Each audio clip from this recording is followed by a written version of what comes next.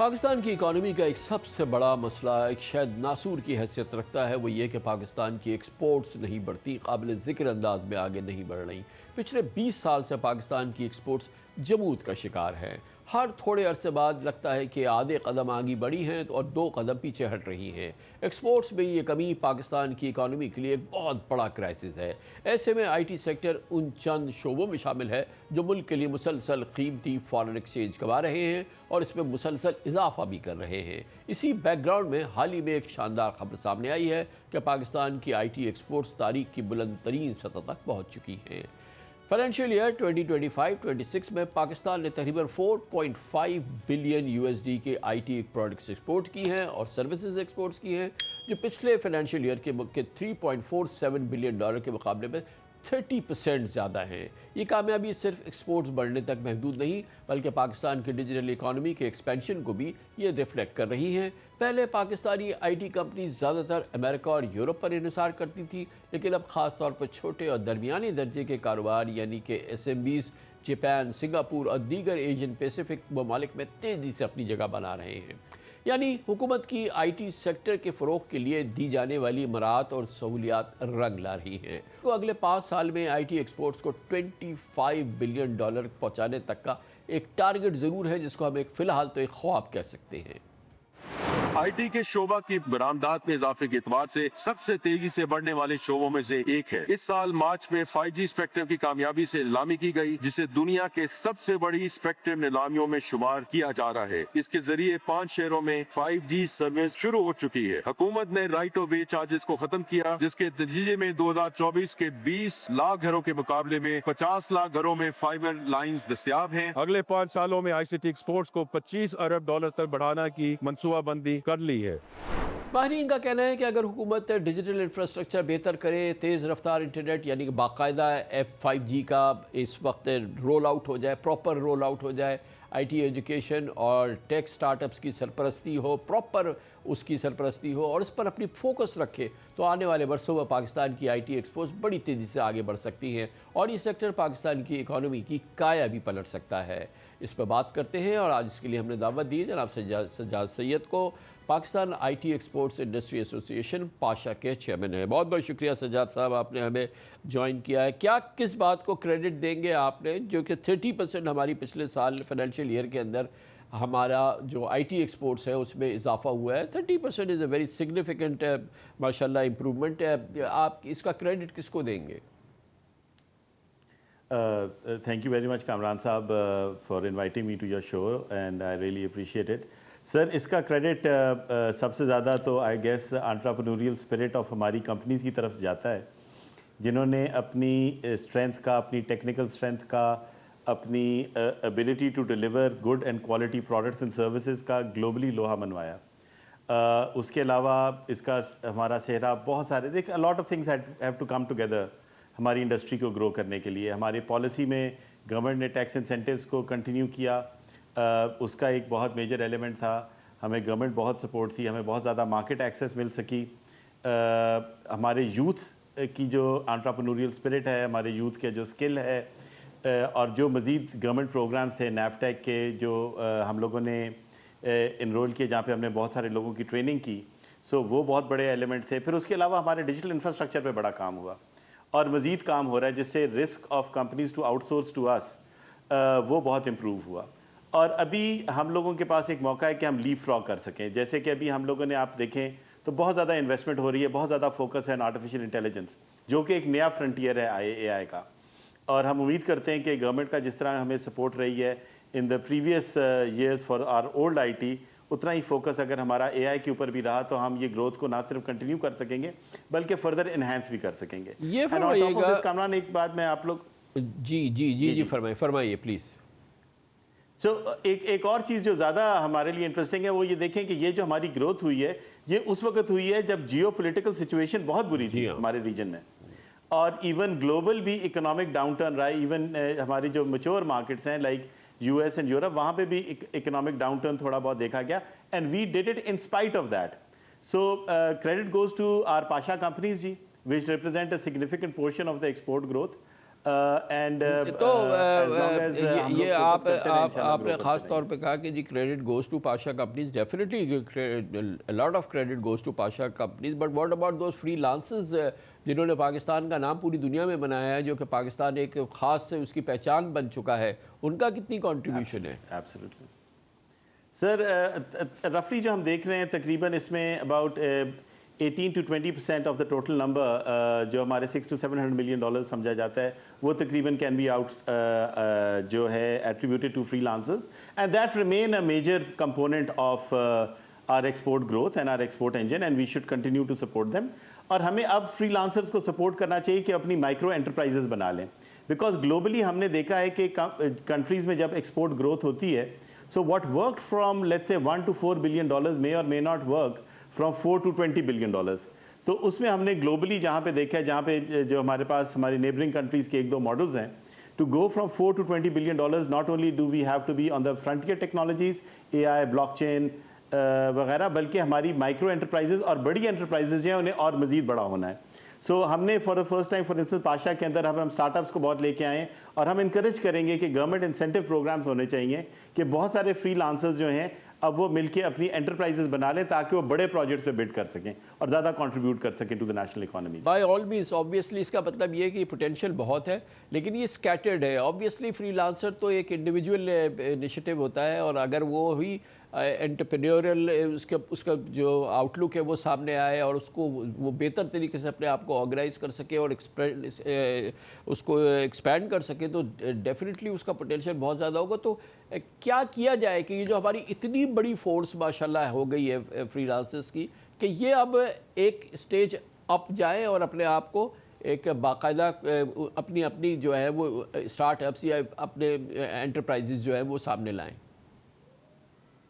جی، ایک تو جو بہت میجر کام ہے جو ابھی ہوا ہے اور مزید ہونے کی ضرورت ہے کہ جو مائکرو انٹرپرائزز ہوں ہماری اسٹارٹ اپس کی، ان کی ڈیفینیشن کو اس طرح کیا جائے کہ پہلے 3 سال کمپنیز کو ٹیکس انسینٹیو دیا جائے، کہ ان کی ان کو ٹیکس بریکس دی جائیں کہ پہلے 2-3 سال میں ان کو مائکرو انٹرپرائز سمجھا جائے اور ان کو ٹیکس ریلیف دیا جائے. اس سے بیکاز دیکھیں جب ہمارے فری لانسرز کمپنیز بناتے ہیں تو ان کو because they are first generation businessmen, ان کو کمپلائنس کی بہت زیادہ جو کمپلائنس اوور ہیڈ ہے وہ ہمارے ہاں بہت زیادہ ہے. بہت زیادہ گورنمنٹ ڈپارٹمنٹس ہیں جو ایک چھوٹی کمپنی کے اوپر سارٹ آف اپنی کمپلائنس کرتے ہیں. EOBI ہے، سوشل سیکیورٹی ہے، پروفیشنل ٹیکس ہے. تو ہمارے 1 ونڈو آپریشنز ہونے چاہیے، اور جو اسٹارٹ اپ چھوٹی کمپنیز ہیں ان کے اوپر کمپلائنس کا بوجھ کم کرنا چاہیے، جس میں ہم نے چند ریکمنڈیشنز دی ہیں on as of doing business. تو ہم اپنی ایز آف ڈوئنگ بزنس کا جو ایریا ہے وہ کریں تاکہ ینگ انٹرپرینورز کو، ینگ فری لانسرز کو انکریجمنٹ ملے کہ وہ اپنی انٹرپرائزز بنائیں. بیکاز دیکھیں گروتھ جو آتی ہے نا وہ کمپنی سے آتی ہے، اینڈ ان AI ایرا ہمارے فری لانسرز کی انکم اب is at severe risk, simply because اگر آپ دیکھیں تو باقی دنیا میں یہ فری لانسنگ کم ہو رہی ہے، سمپلی بیکاز AI کی وجہ سے بہت سارے کام جو تھے جیسے ویب سائٹ بنانا، ایپ بنانا، اس قسم کے کام جو تھے جی اب لوگ AI سے کر لیتے ہیں. So it is very very important کہ ہم بڑی جلدی یہ ٹرانسفارمیشن کریں اور لوگوں کو مائکرو انٹرپرائزز کی طرف. جیسے آپ نے فرمایا کہ بہت سارے کام جو کہ یہ سافٹ ویئر ہاؤسز کرتے تھے چھوٹے موٹے، یہ تمام جو ہے اب AI جو ہے وہ کلک آف بٹن کر لیتے ہیں. لیکن اس کے باوجود الحمدللہ اس سال میں جو ہے ہماری گروتھ ہوئی ہے، ہماری IT ایکسپورٹس بڑی ہیں.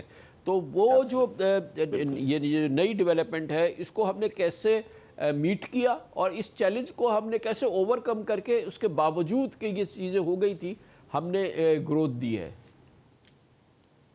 جی سر، اس میں کچھ ایلیمنٹ تو یہ ہے کہ ہمارے بہت سارے ینگ لوگ جو نئی AI ہے اس کی طرف بھی جاتے رہے، جیسے ایجنٹس وغیرہ بنا لیتے ہیں یا AI کی جگہ، کیونکہ ہماری کچھ گورنمنٹ کے بہت زیادہ انسینٹیو پروگرامز تھے آن AI ٹریننگ اینڈ آل، اب مزید کی بھی ضرورت ہے تو بہت سارے اس طرف چلے گئے. بہت سارا باقی دنیا سے کام سو کر رہا تھا، اور اس میں بہت سارا ایک ایلیمنٹ ریموٹ ورکرز کا بھی ہے جو we believe with coming passage of time at risk ہوگا. سو ہماری ریکمنڈیشن گورنمنٹ کو یہی ہے کہ although we've seen growth of this year, for us to continue and to further increase, because I personally truly believe sir کہ ہماری جو IT کی انڈسٹری ہے we are just scratching the surface. ابھی تو ہم ایمرج ہو رہے ہیں، ہمارے کمپنیز میچور ہو رہی ہیں. سو ہم اس گروتھ کو فردر انہینس کر سکتے ہیں، ہم اس گروتھ کو فردر کنسولیڈیٹ کر سکتے ہیں، بلکہ فردر انہینس کر سکتے ہیں پرووائڈیڈ ہم اپنی اسکل ڈیولپمنٹ کریں اور پالیسی انٹرونشن کریں. اینڈ مور امپورٹنٹلی हम बहुत ज़्यादा एफर्ट अपना लगाएं on building consolidated secure digital infrastructure. ये 3-4 काम हम करें तो we are just scratching the surface, we can double and quadruple this number जी। डिजिटल इंफ्रास्ट्रक्चर की आपने बात की है, तो अब हमने तो अनाउंस तो किया है, हमने लाइसेंस किए हैं, हमने बैंडविड्थ की है। 5G ये इसके कोई असरात अभी देखने में आए?